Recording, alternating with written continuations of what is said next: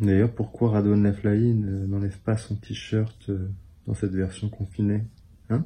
Bonjour à toutes et à tous et bienvenue sur la chaîne YouTube Ronan au théâtre. Aujourd'hui, on teste un nouveau truc. On va tester plein de choses encore pendant le confinement parce qu'on n'est pas prêt de réouvrir les théâtres, moi je vous le dis. On teste sur le site du CDN de Normandie-Rouen. Petite interview que j'ai faite avec David Bobet il y a quelques jours, dont le lien est ici ou ici en fonction de quelle orientation voudra bien nous donner cette caméra. On a parlé donc du CDN, de l'économie, du lieu, etc. Et David m'a dit qu'il avait recréé un spectacle en version confinée. Oui, j'ai une casquette parce que, regardez, c'est absolument... Ah bah ça s'est aplati finalement.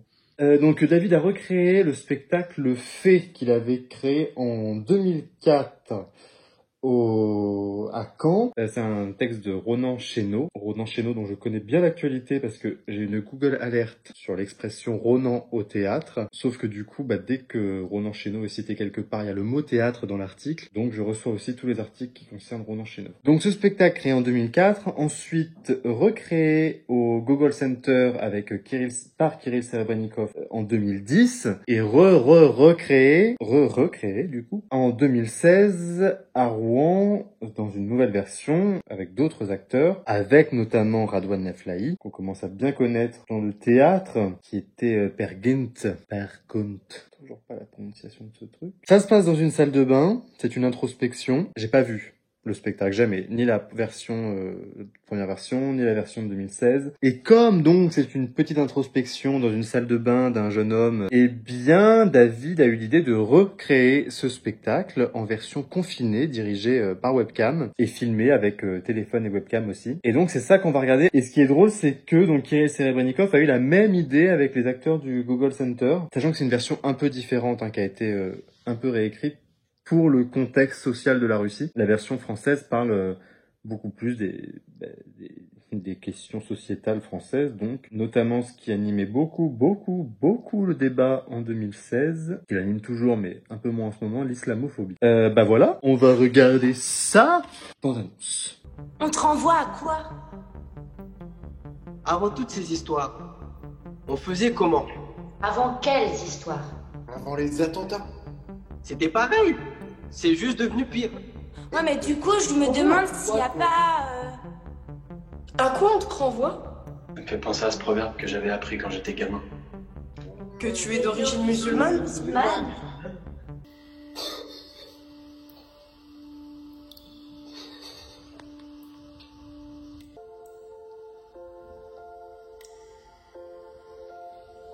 Bon, effectivement, on est bien dans l'air du temps et dans notre société contemporaine. C'est un spectacle qui pose plein de questions. La question principale, c'est quand même la perception qu'on a des autres, les étiquettes qu'on leur colle sur la gueule et les supposées appartenances à des groupes sociaux, religieux. Ce qui est intéressant, c'est que ça se passe dans cette salle de bain. Et mais tiens, si on est dans la salle de bain aussi.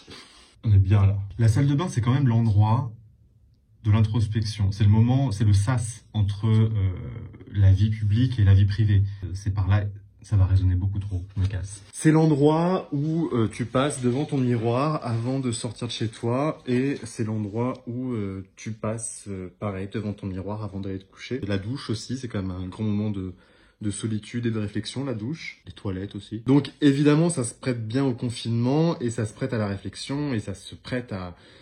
Puis c'est un moment de nudité aussi, la salle de bain, c'est quand même important ça. Un moment de solitude, de nudité, sans aucun parasite technologique. Bon, si on veut mettre la radio, mais quand même, voilà, on est plutôt dans un moment de réflexion. Il y a deux choses qui m'ont marqué dans les thématiques abordées, dans la façon de les aborder. Première chose, c'est le discours politique. À un moment, ce discours politique sur la responsabilisation individuelle, comme si en fait les discriminations étaient subies mais qu'on pouvait s'en sortir facilement. Avec un peu de bonne volonté, on pourrait éviter tout le système raciste, homophobe, misogyne de la société. Et donc c'est de la responsabilité individuelle de s'en sortir. Comme si on n'était pas du tout pris dans un système. Et là, il y avait un super débat, c'était le mec de Click, sauf qu'il fait tellement de vidéos que je vais jamais retrouver. Ah voilà.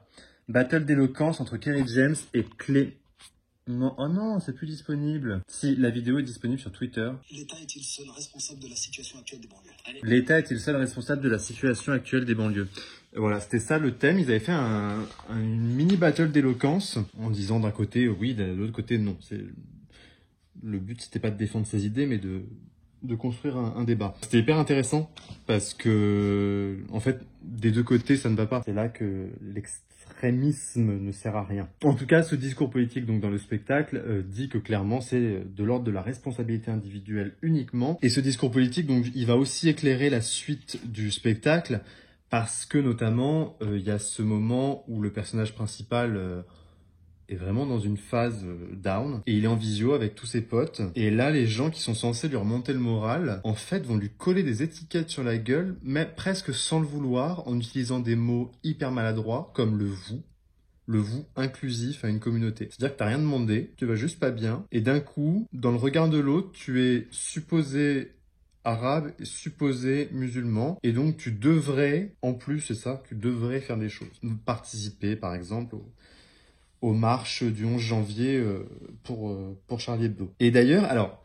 je voulais vérifier un truc. Je reviens. Alors, j'ai retrouvé un article, parce que il me semble que la loi, la façon dont elle est écrite, c'est que pour tout ce qui est racisme, homophobie, islamophobie, etc., la réalité de la personne visée par l'insulte n'est pas prise en compte. C'est-à-dire que c'est les actes de discrimination ou de violence contre des institutions ou des individus en raison de leur appartenance réelle ou supposée à l'islam. Ça, c'est pas du tout la loi, c'est le Conseil contre l'islamophobie en France, rapport de 2014. Il y a cette notion de supposé, et je trouve pas si dans la loi, la notion d'appartenance réelle ou supposée, elle existe. Parce que ça change tout, et parce que ça permet aussi de condamner l'amalgame. Quand on voit que l'expression, par exemple, d'origine musulmane est encore hyper répandue, effectivement, il y a un petit souci. Et effectivement, il faut condamner du coup cette supposition appartenance à une origine qui viendrait de musulmanie du coup quelque part vous voyez le monde il y a